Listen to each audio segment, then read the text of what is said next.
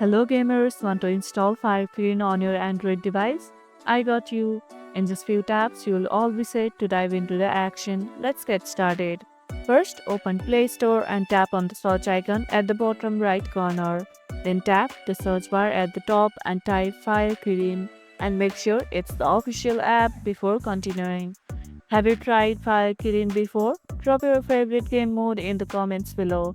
Once you find the app, tap on it to open the details page. Now tap Install. If a security prompt appears, tap Allow to enable downloads from unknown sources. Now, Fire Kirin is installed. Open the app, log in or create an account and start playing. If the app doesn't install, go to Settings, Security and enable Install unknown apps and try again.